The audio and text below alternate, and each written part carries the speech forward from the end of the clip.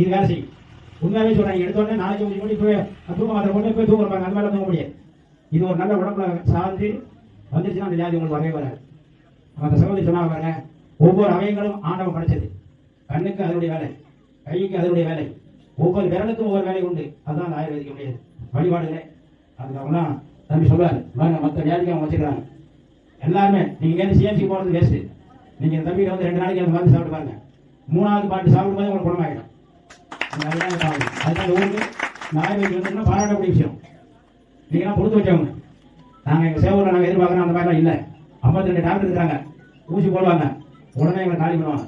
ஆனால் அந்த ஆயுர்வேதிக் என்பது ஸ்லோவாக தான் வேலை செய்ய முடிய மக்களுக்கு எளிமையான முறையில் நல்ல முறையில் நடக்கக்கூடிய ஒரு வைத்தியம் தான் இந்த ஆயுர்வேதிக் வைத்தியம். அதை நாங்கள் தம்பி எங்கள் வீட்டுக்கு வரும்போது பத்திரிக்கை பார்த்தேன். மத்திய அரசு சான்றிதழ் பெற்றது. நாங்கள் மத்திய அரசு சான்றிதழ், இந்த சான்றிதழ் வச்சிருந்தா தான் இவங்க அங்கே செய்ய முடியும். உண்மையாக இருந்தால் தான், இல்லைன்னா அரசாங்கம் அரெஸ்ட் பண்ணிடுவாங்க. அதான் தெரியுங்க. டாக்டர் எல்லாமே கம்பவுண்டர் டாக்டர் வந்து கொடுப்பான்.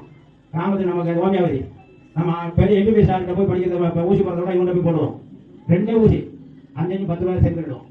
ஆனால் அவன் போகிறது என்ன, திருட்டு ஊசி. அவன் படிக்கலை, அவனுக்கு சான்றிதழ் வாங்கலை. ஆனால் தம்பி ஐயப்பன் அவர்கள் சான்றிதழ் வாங்கியிருக்காரு. நல்லா பார்த்துட்டு இது யாரும் போட மாட்டேங்குது. சான்றிதழ் போட்டால் தான் இதை பத்திரிகையை போட முடியும். இதை எத்தனை உளவுத்துறைகள் இதை நோட்டீஸை படிப்பாங்க, பார்ப்பாங்க. ஆனால் நம்ம ஊர் பையன், நம்ம ஊரில் ஒரு பெரிய ஒரு சாதனை செய்கிறாருன்னா நம்ம எல்லாரும் சேர்ந்து அதுக்கு